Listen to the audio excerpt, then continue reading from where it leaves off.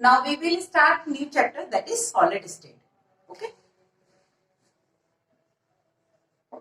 Solid state. In junior classes, you studied about only 3 physical states: solid, liquid, and gas. But two more physical states are also exist. That is plasma state and supercooled state, or we can say Bohr-Einstein state. Okay, so those state और हैं. But in your syllabus, solid state, gaseous state and liquid state, ये 3 है. In 11th class you studied about the gaseous state, and in physics you will study about the liquid state, and in 12th class in chemistry you will study about the solid state. Okay, so why any substance exists in solid state? Because there are two opposing forces work on any substance. First is intermolecular force of attraction and second one is thermal energy. Okay, तो इन दोनों opposite force के coexistence से, उनके combined effect से जो state मिल रही है वो सॉलिड लिक्विड गैस तो है, बट उसमें भी इन फैक्टर्स का, इन इफेक्ट्स का कितना मैग्नीट्यूड है कोरिलेटिवली हमें वो स्टडी करना है. ठीक है, तो सॉलिड स्टेट में मैटर का एग्जिस्टेंस उसके इंटरमोलिकुलर फोर्स ऑफ अट्रैक्शन के कारण भी होता है. सो फर्स्ट फैक्टर है intermolecular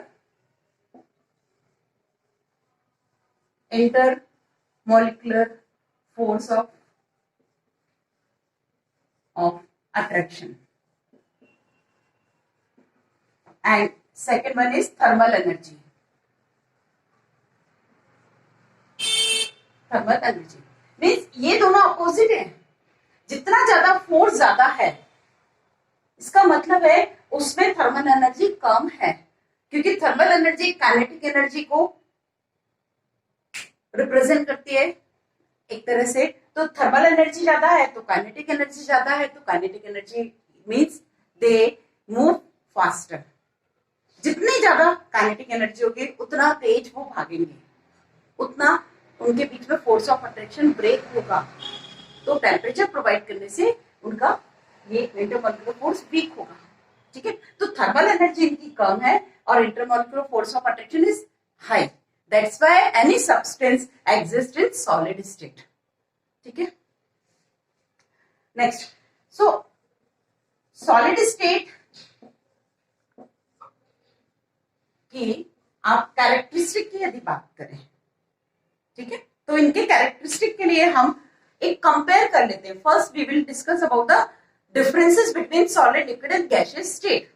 okay, so solid, liquid, gaseous state के हम पहले डिफरेंसेस देख लेते हैं. So there are some points to study the difference between all the 3 states. Okay, solid, liquid and gas. और यहाँ हम प्रॉपर्टीज की बात कर रहे हैं. डेफिनेटली ये प्रॉपर्टीज क्या है?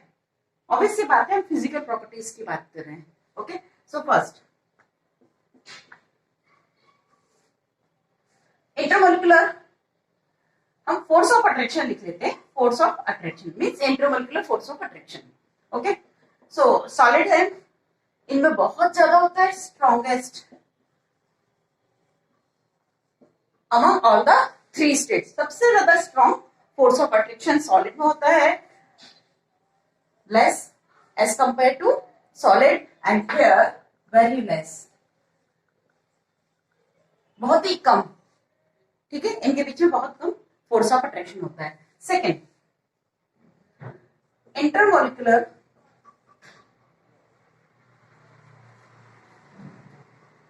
Molecular vacant space.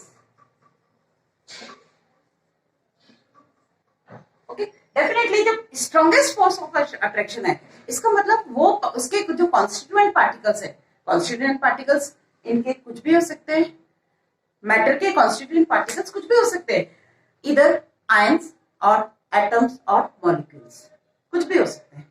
तो हम एक एटम, मॉलिक्यूल या आयंस की बात ना करके हम सिंपल इसके कॉन्स्टिट्यूएंट पार्टिकल की बात करेंगे. ओके, हम कॉन्स्टिट्यूएंट पार्टिकल की बात करेंगे.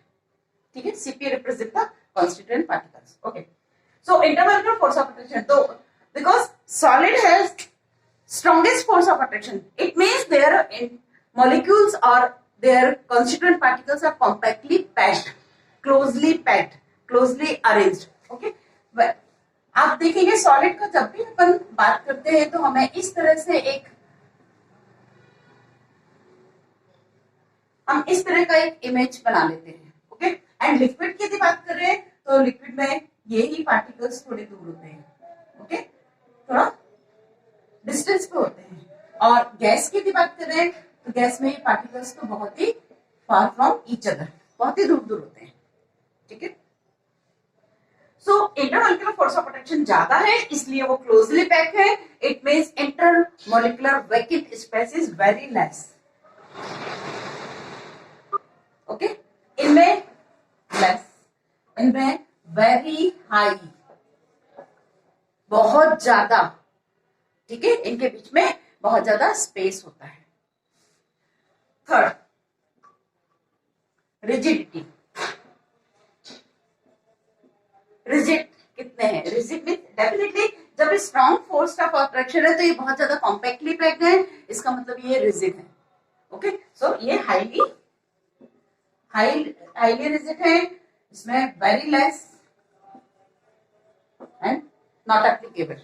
उसमें तो रिजिडिटी की बात सोचना ही नहीं है. Okay, next, fluidity. Fluidity means flow होना. तो डेफिनेटली इनमें फोर्स ऑफ अट्रैक्शन ज्यादा. फ्लो होना क्या? एक मॉलिक्यूल दूसरे मॉलिक्यूल से दूर जा रहा है, इसे ही तो हम फ्लो कहेंगे. मतलब ये कंट्रीब्यूशन में आगे मूव कर रहे हैं.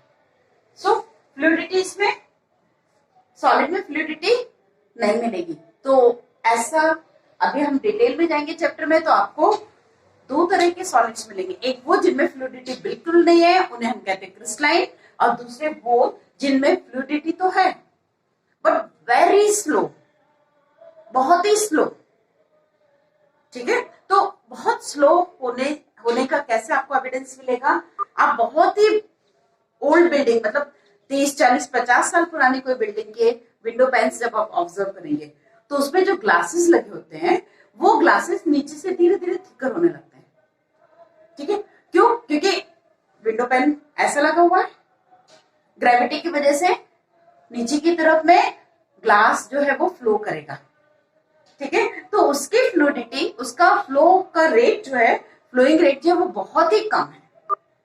तो इसलिए इतने सालों बाद हमें वो चेंज ऑब्जर्व कर पा रहे हैं उसे.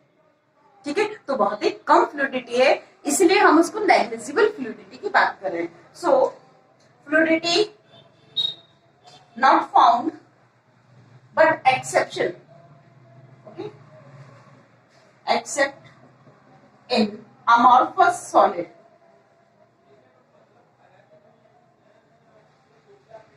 अमॉर्फस सॉलिड में फ्लूइडिटी मिलेगी. ओके, अभी हम डिटेल में जाएंगे अमॉर्फस सॉलिड के बारे में. Okay, fluidity found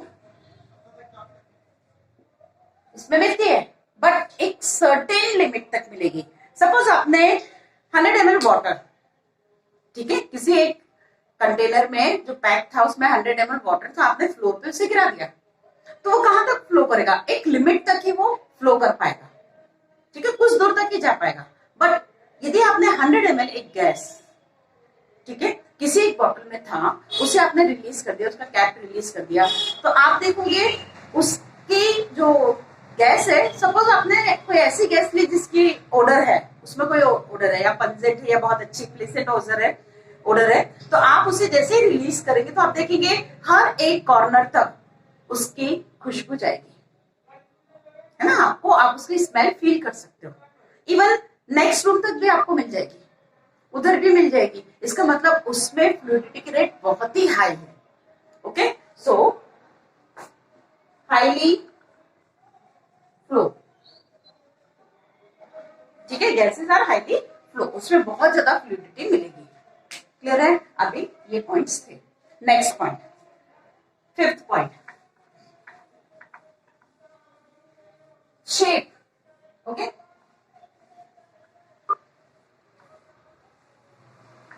Fifth point is shape.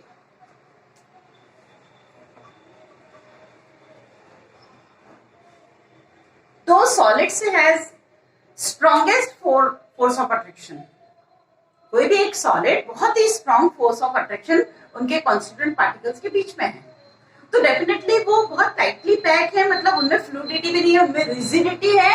इसका मतलब वो अपने जगह पर एक फिक्स पोजीशन एक्वायर कर रहे हैं।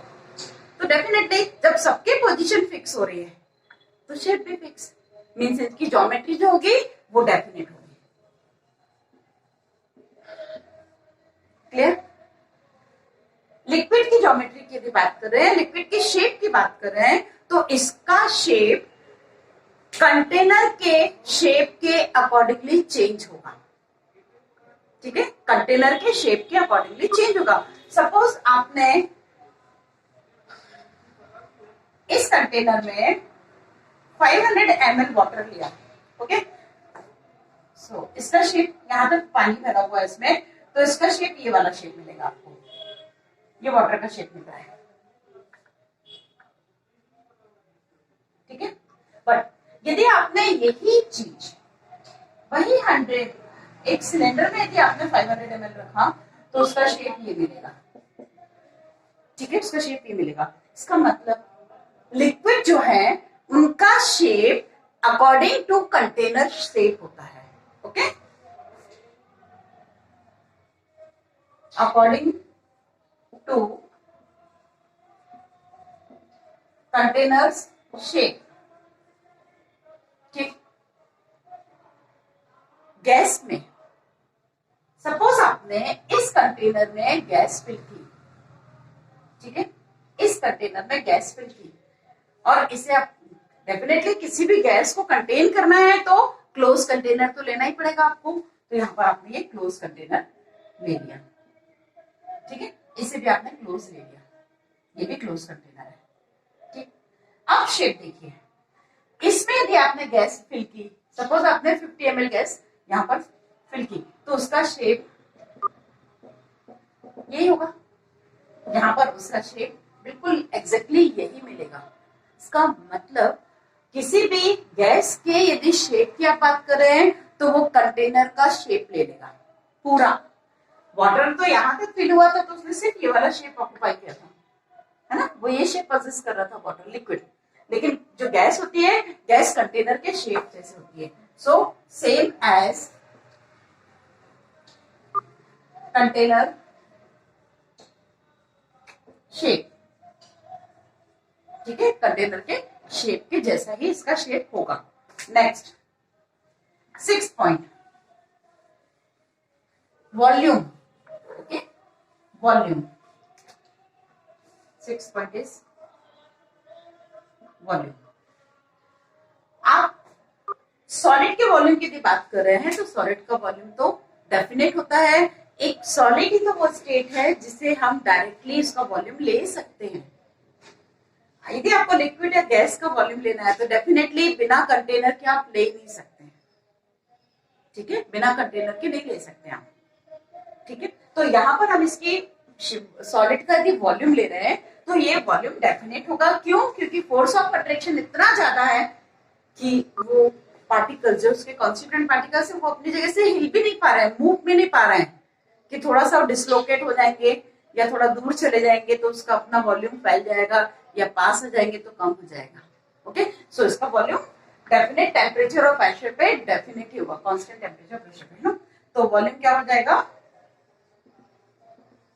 डेफिनेट। ठीक है, यहाँ वॉल्यूम क्या होगा? सॉरी एक मिनट, ये शेप जो है यहाँ पर ये हमने लिखा है, इसका मतलब ये इनडेफिनेट है, ये इनडेफिनेट है। ठीक है, हाँ, वॉल्यूम सॉलिड का वॉल्यूम तो कांस्टेंट है, डेफिनेट है। ठीक है, लिक्विड का वॉल्यूम और गैस के वॉल्यूम की भी बात करें तो लिक्विड का वॉल्यूम भी डेफिनेट होगा, ये भी डेफिनेट होगा। ये बिल्कुल नहीं समझेंगे कि हम शेप की बात कर रहे हैं, क्योंकि यदि आपने 1 लीटर पानी किसी बकेट में मेजर किया तो 1 लीटर शेप उसका चेंज हो सकता है, लेकिन उसका वॉल्यूम तो 1 लीटर ही रहेगा। वही 1 लीटर वाटर यदि किसी सिलेंडर में आप ले रहे हो, ठीक है, या किसी डिश में ले रहे हो, ऐसे फैले हुए इसमें कंटेनर में ले रहे हो, तो वो उसका वॉल्यूम 1 लीटर ही रहेगा। ऐसा नहीं होगा कि वो बड़ा कंटेनर लोगे तो वो 2 लीटर हो जाएगा या 5 लीटर हो जाएगा, ठीक है। तो इसका वॉल्यूम डेफिनेट है। हाँ, गैस के केस में ऐसा होगा, क्योंकि गैस तो पूरे टाइम स्प्रेड होती रहती है, उसके मॉलिक्यूल्स होंगे वो फ्लो कर रहे हैं, जितना स्पेस मिलता है उसे ऑक्यूपाई करने की कोशिश करते हैं। तो इसका जो वॉल्यूम होगा, गैस का जो वॉल्यूम होगा, कंटेनर के वॉल्यूम के बराबर होगा, ठीक है। इसका मतलब इंडेफिनिट। आप छोटे से कंटेनर, एलपीजी गैस कितने हैं, 14.7 या सपोज 15 लीटर आपको प्रोवाइड की जा रही है, तो वो एक छोटे से कंटेनर में है, लेकिन उसे आप नॉब खोल दीजिएगा तो वही गैस कितना वॉल्यूम ऑक्यूपाई करेगी, आपके पूरे आसपास के घर तक भी चली जाएगी, ठीक है। तो गैस का वॉल्यूम इंडेफिनेट है, बल्कि हम ये कहेंगे same as container's volume, container के वॉल्यूम के सेम होगा, ठीक है। ये हम इसकी वॉल्यूम की बात कर रहे हैं। Next is 7th is compressibility.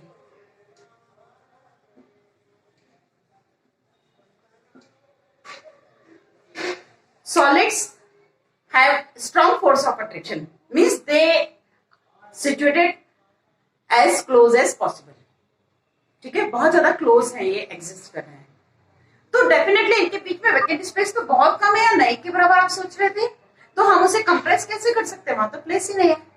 जब स्पेस होगा तो आप उसे कंप्रेस कर सकते ना, तो ये नॉन कंप्रेसिबल, इसमें बहुत ही नेग्लिजिबल कंप्रेसिबिलिटी मिलेगी। बट गैस को आपने देखा कंप्रेस करके आपके घर पे एलपीजी गैस आई थी, मतलब हम गैस को कंप्रेस कर सकते हैं, ठीक है। तो gases are highly compressible, negligible compressible and these are non compressible. Solid को कंप्रेस नहीं कर पा रहे, बहुत ही नहीं के बराबर से कंप्रेस किया जा सकता है, ठीक है। तो सॉलिड में कंप्रेसिबिलिटी नहीं, ठीक है। Next is melting point, melting point and boiling point, okay। So solids, because solids having strong force of attraction, so the large amount of heat required to break such strong bond, है ना। Melting point में क्या करते हैं हम, molecule particles को, एक particle को दूसरे पार्टिकल से दूर करते हैं, तो उनके बीच में स्ट्रॉन्ग फोर्स है, तो डेफिनेटली हमें उतनी ही ज्यादा मेहनत करना पड़ेगी, उतना ही ज्यादा हमें force of attraction temperature provide करना पड़ेगा। जितना स्ट्रॉन्ग फोर्स उतना ज्यादा energy we have to provide to melt that substance, okay. तो सॉलिड स्टेट का melting point, boiling point is high, liquid का उससे कम, because they have less force of attraction as compare to solid, तो इनको कम चाहिए, और गैस को तो और भी कम चाहिए, ठीक है। तो ये इनके बीच में डिफरेंसेस थे।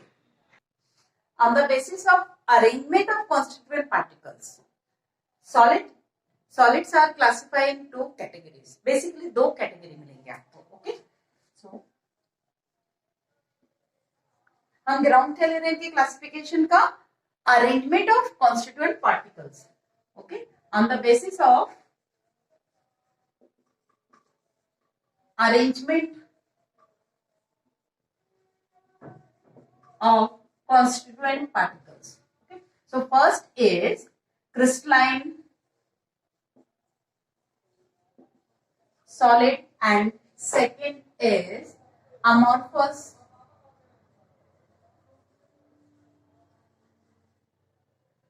solids, crystalline and amorphous solids. So what will be the difference between amorphous and crystalline solids? Again, we will discuss on the basis of some properties, okay। So first is pattern. On the basis of pattern, we will classify, compare both the solids.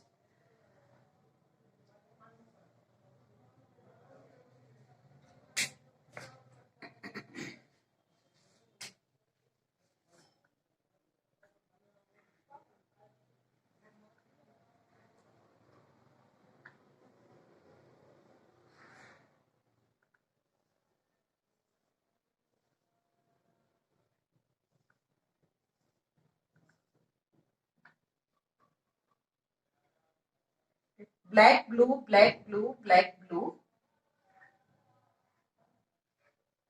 You can draw in your notebook with the help of any coin or any circular thing. So in crystalline solids, see there is a pattern which will spread all over the bulk. Okay, पूरे crystal में एक से ही pattern चला रहा है, मतलब जो arrangement है वो रेगुलर अरेंजमेंट है और वो कंटिन्यूशन में आपको दिख रहा है।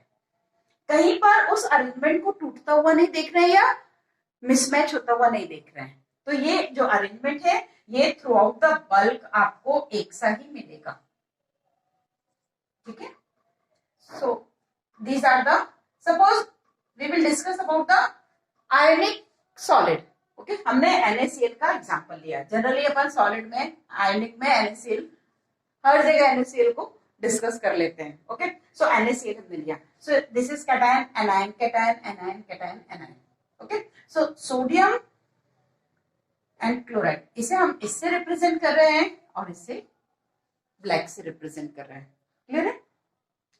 तो यहां पर हमने देखा एक fixed arrangement through out the bulk चला जा रहा है, मतलब इसका जो अरेंजमेंट जो है वो लॉन्ग रेंज तक चला जा रहा है। तो इसका जो ऑर्डर मिल रहा है वो लॉन्ग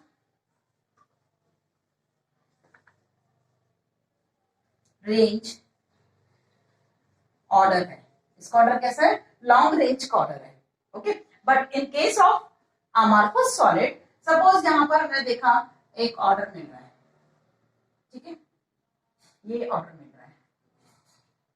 ठीक है, इस तरह से फिर पता चल रहा वो ऑर्डर नहीं है और कहीं पर भी कुछ भी इस तरह से कुछ नेक्स्ट ऑर्डर मिल रहा है। ठीक है, मतलब यहां पर जो भी एक ऑर्डर आप देख रहे थे वो ऑर्डर कहीं है, कहीं गायब हो रहा है।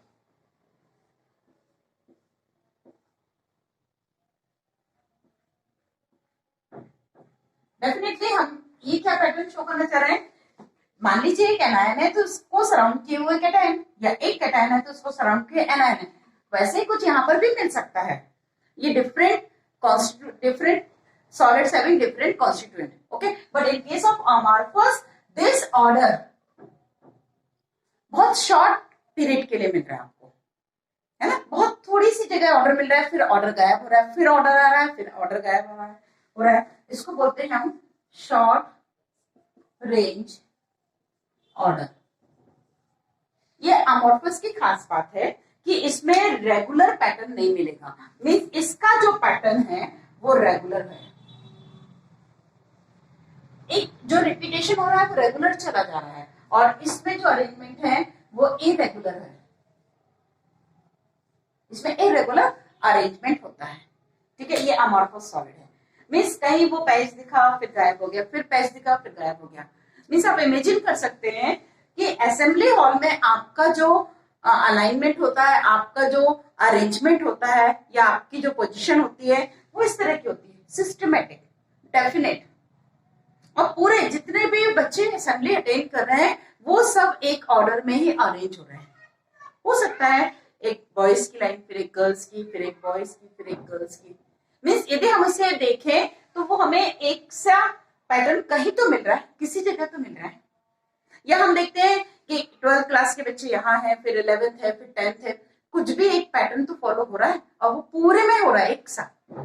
ऐसा नहीं होगा कि कहीं उन्होंने बोला गर्ल्स फिर बॉयज और उसके बाद फिर बोला कि मिक्स कर दीजिए, उसके बाद फिर बोला कि नर्सरी बीच में आ गई है या फर्स्ट बीच में आ गई क्लास। ऐसा नहीं, मतलब एक पैटर्न में चल रहा है और पूरे में वो पैटर्न फॉलो कर रहे हैं।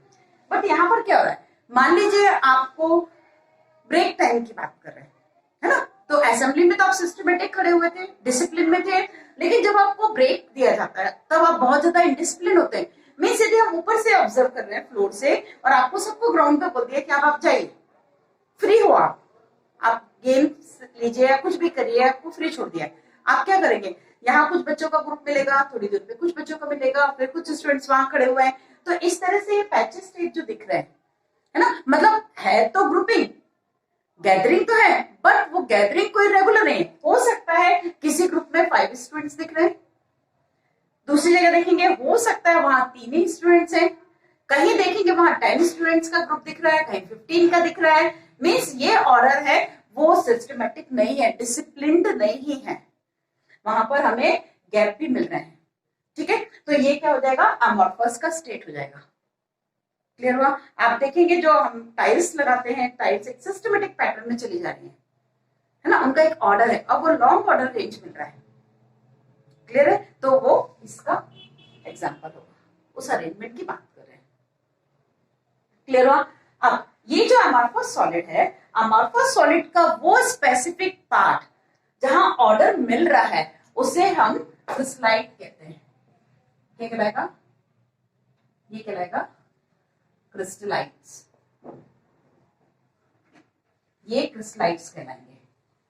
ओके, मतलब ये रेंडमली अरेंज्ड है, वो ग्रुप जो है वो रेंडमली अरेंज्ड रहते हैं और उनमें भी नंबर ऑफ पार्टिकल्स बिल्कुल फिक्स नहीं है। ठीक है, जैसे मैंने बताया अभी ब्रेक के टाइम पे जो बच्चों के ग्रुप दिख रहे हैं वो अलग अलग नंबर्स के स्टूडेंट्स कलेक्ट होके वहां पर ग्रुप दिखा रहे हैं, बट लेकिन पूरे ग्राउंड में आपको ये पैचेस दिख रहे हैं, मतलब स्लाइड्स दिखेंगे, तो ये अमॉर्फस सॉलिड हुए। क्लियर है? अब इनकी और कौन सी प्रॉपर्टीज हम डिस्कस कर सकते हैं? सपोज हम मेल्टिंग पॉइंट की बात कर रहे हैं। मेल्टिंग पॉइंट, इसका मतलब अमॉर्फस में जो रेगुलर अरेंजमेंट जितना भी शॉर्ट रेंज के लिए दिख रहा है वो तो है, उसके अलावा इसमें वैकेंट स्पेस है। ठीक है, यहाँ पर एक फिक्स मैनर दिख रहा है। अब हम बात कर रहे थे मेल्टिंग पॉइंट की, तो मेल्टिंग पॉइंट के लिए इस बात को आप ध्यान रखेंगे। सपोज हमने एक क्रिस्टल लिया जो कि उसके कुछ पीस किए हमने, मान लीजिए एक 1 क्यूबिक सेंटीमीटर वाले पीस NaCl के हमने 5 बच्चों को प्रोवाइड कर दिया और बोला इसका मेल्टिंग पॉइंट निकाल के लाइए। तो जब वो लेके आते हैं अपना अपना डेटा, तो ये देखा जाता है सबका मेल्टिंग पॉइंट सेम आ रहा है। क्यों? क्योंकि 1 क्यूबिक सेंटीमीटर, जब ये अरेंजमेंट ही फिक्स है तो इस पीस में, इस पीस में, इस पीस में number of particles, constituent particles तो सेम होंगे। तो जब नंबर ऑफ पार्टिकल्स सेम है, इट मींस इनडायरेक्टली हम ये कहना चाह रहे हैं कि उन पार्टिकल्स के बीच में फोर्स ऑफ अट्रैक्शन भी तो सेम है। तो उस अमाउंट के फोर्स ऑफ अट्रैक्शन को ब्रेक करने के लिए डेफिनेट अमाउंट की हीट तो लगेगी। तो यहां पर इनका मेल्टिंग पॉइंट शार्प होता है। ठीक है, एकदम डेफिनेट होता है, शार्प होता है। बट हम इसकी बात कर रहे हैं अमॉर्फस सॉलिड्स में, जब अरेंजमेंट ही फिक्स नहीं है। मान लीजिए हमने एक अमॉर्फस एग्जांपल बता देते हैं, जैसे इसका ग्लास है, पॉलीमर्स होते हैं, प्लास्टिक्स होता है इसका एग्जांपल, और इसमें NaCl हो गया, क्वार्ट्ज हो गया, CaCl2 हो गया, F2 हो गया, क्वार्ट्ज हो गया, ये सब इसके एग्जांपल हैं। इसके एग्जांपल क्या हो जाएंगे? Glass, plastic, rubber and polymers, higher molecular molar mass के पॉलीमर्स, ये इसके एग्जांपल है। ठीक है, तो यदि हमने छोटे छोटे 1 क्यूबिक सेंटीमीटर के ही अमॉर्फस सॉलिड के पीस 5 स्टूडेंट्स को दे दिए, ठीक है, तो अब वो पीस जो उसके पास गया उसमें कितने क्रिस्टलाइट थे इस पे डिपेंड करेगा उसका मेल्टिंग पॉइंट। मतलब हो सकता है मैंने वो जो पीस कट करके दिया वो यहां कहीं से दिया तो उसमें वैकेंट स्पेस ज्यादा है, जिस स्टूडेंट को यहाँ का पीस मिलेगा उसमें कॉन्स्टिट्यूएंट पार्टिकल्स ज्यादा है, तो डेफिनेटली इस बंदे का जो मेल्टिंग पॉइंट निकल के आएगा इस पोर्शन का वो हाई आएगा as compare to this one, क्योंकि यहाँ पर वैकेंट स्पेस ज्यादा था, यहाँ ऑर्डर कम था। तो जहां कॉन्स्टिट्यूएंट पार्टिकल्स ज्यादा होंगे या स्लाइड जितना ज्यादा जिसके पास जाएगा उस स्टूडेंट के पास मेल्टिंग पॉइंट हाई आएगा। तो फिर उसी एक सब्सटेंस का, मान लीजिए मैं प्लास्टिक के टुकड़े करके दिए थे, तो यहां पर हमें एक रेंज मिलेगी। ठीक है, तो इसका शार्प है और इसका मेल्टिंग पॉइंट इन रेंज, इसका मेल्टिंग पॉइंट हमें रेंज में मिलेगा, मतलब फिक्स नहीं है, डेफिनेट नहीं है। हम इसकी कटिंग करके देखते हैं। Cleavage, third is cleavage. Cleavage, मान लीजिए हम इसे कट करने की कोशिश कर रहे हैं, ठीक है, इसे कट करने की कोशिश कर रहे हैं, तो ये यहां से कटिंग होगी इसके, या यहां से कटिंग होगी, मतलब इसमें एकदम फिक्स्ड या एकदम शार्प एज से कटेगा। क्यों? क्योंकि ऑर्डर तो यहां फिक्स है, बट यहां रैंडम ऑर्डर है, इसलिए ये कभी भी शार्प एज से नहीं कटता है। इसमें आप मान लीजिए आप यहाँ से कट करना चाह रहे हैं, यहाँ से कट करना चाह रहे हैं, तो अब ये एटम आ रहा है बीच में, एटम को तो हम चाकू से नहीं काट सकते ना, है ना। तो फिर ये क्या, मतलब कहीं ना कहीं ये जिगजैग पैटर्न में कटता है। तो ये रफ सरफेस से कटिंग होगी इसकी शार्प एज के साथ ही कटेगा, ठीक है। ये क्लीवेज है। और last and most important property is anisotropism and isotropism, ठीक है। ये क्या है एनाइसोट्रोपिज्म और आइसोट्रोपिज्म क्या है, आप इस ऑर्डर को देख रहे हैं। चलिए कैटायन,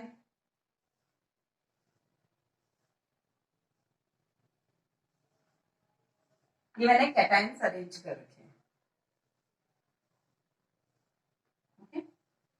एंड आपको अच्छे से पता है कि कैटायंस तो अकेला एग्जिस्ट नहीं कर सकता है, clear. So anions are arranged in between the cations, okay. This is the order of crystalline solid, okay. अब आप जानते हैं ना रिफ्रैक्टिव इंडेक्स और refractive index, reflective and refractive index. So some physical properties, कुछ फिजिकल प्रॉपर्टीज हैं जैसे electrical conductance, thermal conductance and refractive index. ये प्रॉपर्टीज क्रिस्टलाइन में अलग अलग डायरेक्शन से लेने पे अलग अलग रिजल्ट देती हैं, उनकी वैल्यू अलग अलग मिलती है। सो डायरेक्शन आप चेंज करोगे, different direction having different value of same physical property. एक ही फिजिकल प्रॉपर्टी की बात करें, सपोज आपने लिया रिफ्रैक्टिव इंडेक्स, हम रिफ्रैक्टिव इंडेक्स की बात करें। अब हमने जो रे पास करी इसमें से, ठीक है, यदि हम यहां से रे को पास करा रहे हैं, ठीक, तो इस रे के सराउंडिंग में ये किस एटमॉस्फेयर, किस कंडीशन से गुजर रही है, ये देखिए। यहां एलायन कैटायन, कैटायन एनायन, इस तरह का इसका पाथ था, ठीक है। सेकेंड रे यदि हम यहां से पास करते हैं तो अब आप देखेंगे एक साइड में पूरे कैटायंस और एक साइड में पूरे एनायंस है, ठीक है।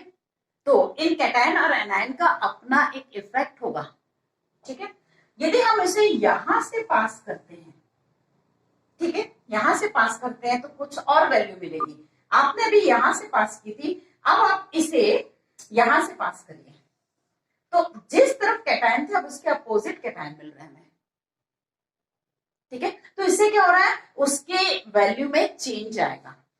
बट इसमें क्या होगा, इसमें क्या होगा, मान लो हमने एक रे पास करी, वो रे जा रही है, सपोज हमने यहां से रे पास करी तो वो रे जा रही है, लेकिन कहीं ना कहीं यहाँ क्या है, बाहर तो एयर है, फिर सॉलिड के अंदर गई, फिर बीच में गैप है, तो गैप है तो क्या वहां वैक्यूम होगा, नहीं, वहां भी एयर है। तो डेफिनेटली कई बार ऐसा होता है, हमें पता है कि जब मीडियम चेंज होता है, मीडियम की डेंसिटी यदि चेंज होती है तो लाइट की बेंडिंग भी डिफर करती है, ठीक है। तो रेयरर से डेंसर में आया तो कुछ और उसका मैग्नीट्यूड था, उसके बाद वापस से वो रेयरर में आ रहा है, मतलब कहीं ना कहीं उस रे को इंटरनली कंपनसेट किया जा रहा है, ठीक है, उसे, क्योंकि रेगुलर अरेंजमेंट तो है ही नहीं। तो यहां पर जो रे निकल किसी भी डायरेक्शन से आप लोगे तो उसकी वैल्यू फिक्स्ड आएगी। इसे हम बोलते हैं आइसोट्रोपिज्म। क्या बोलेंगे इसे, आइसोट्रोपिज्म।